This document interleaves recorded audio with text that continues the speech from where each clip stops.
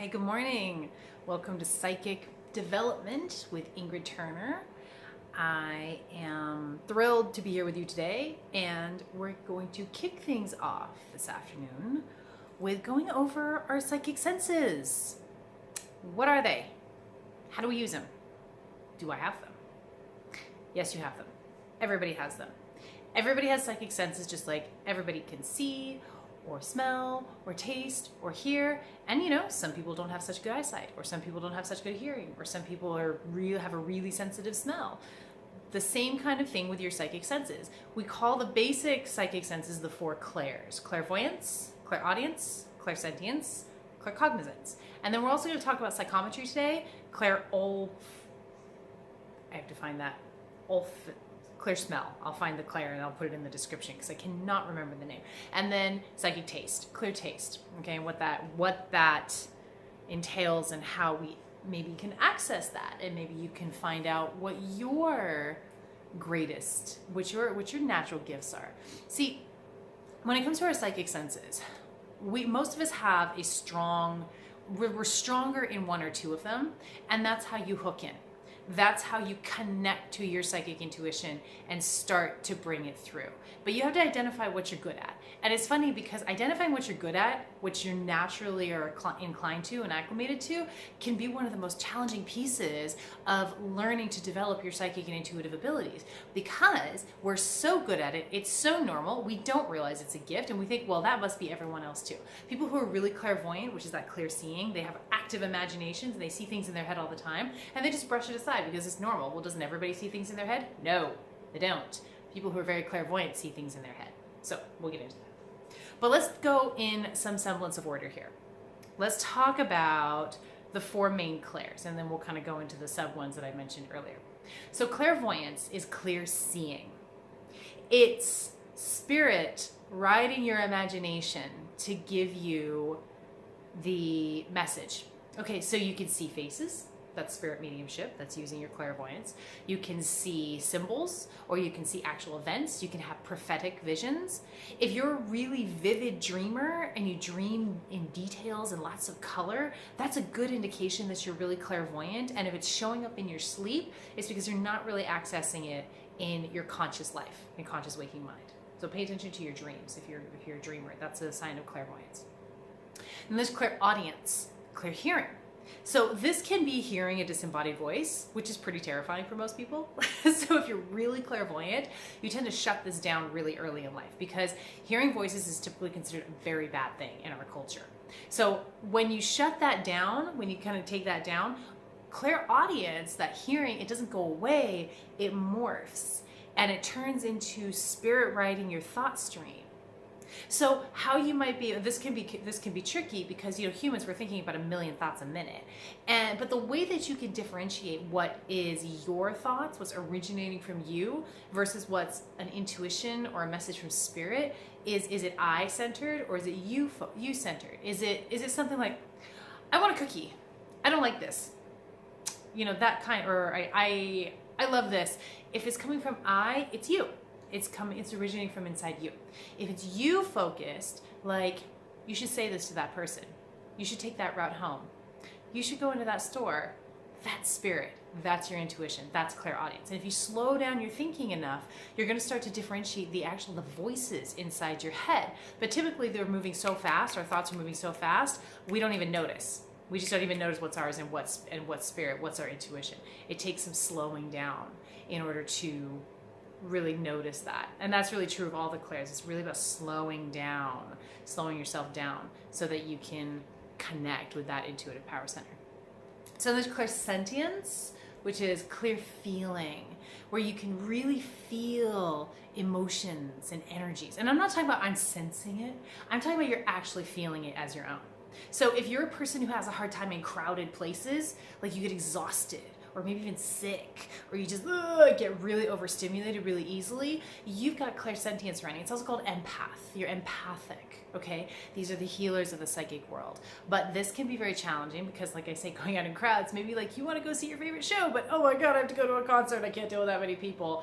That's the kind of thing that you deal with.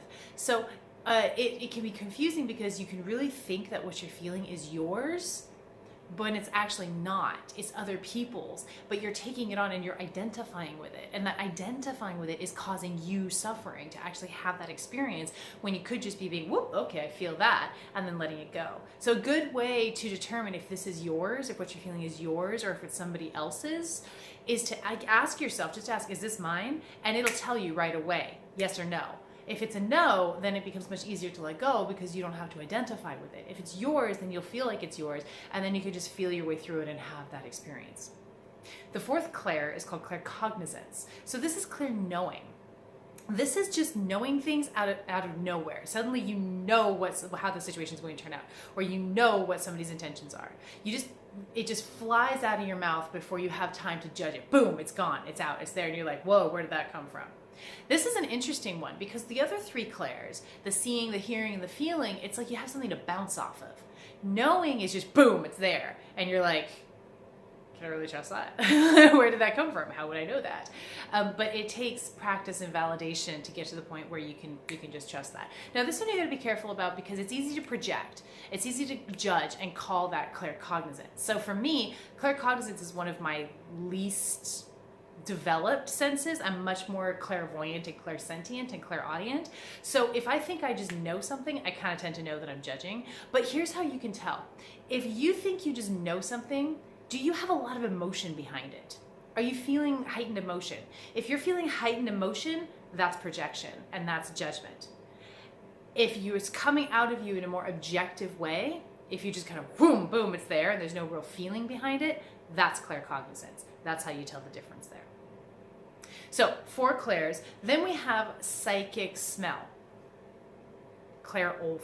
Olfaction. Oh, that's it, clairolfaction. Okay, I'll verify that because I always forget that word. I cannot remember that one for the life of me. This is really cool. It's when you smell something that's not there. This may happen during a reading. You could be looking at a picture, or it can just happen out of nowhere. You're like, what's that smell? Where's that coming from? You can't identify the source. This is your spirit smell, and it's very real. It's visceral. It's a trip when it happens. It doesn't happen to me very often. Some people it happens to a lot. It's happened to me a couple of times. I'm like, whoa, it's wild. People talk about smelling flowers when spirits or loved ones are nearby. That's an example of clairolfaction. Verify that. So then you have psychic taste. This is when you taste something that you didn't put in your mouth. You know, an example of this is I've done readings for people, reading for somebody who was drinking a lot the day before, and I tasted alcohol. Or done readings for sick people, and it tastes like an antiseptic hospital kind of taste in my mouth. So that's how that will show up. And then psychic touch, which is called psychometry. This is really cool. This is taking an object, a pen, and holding onto that object and gleaning psychic information, gleaning information from that object through your other psychic senses. So if you have powerful psychometry, you'll hold it and then it'll kick into gear your other clairs that you're strong in, like you'll see or you'll hear or you'll feel something, and you'll get information that way. So that's really cool.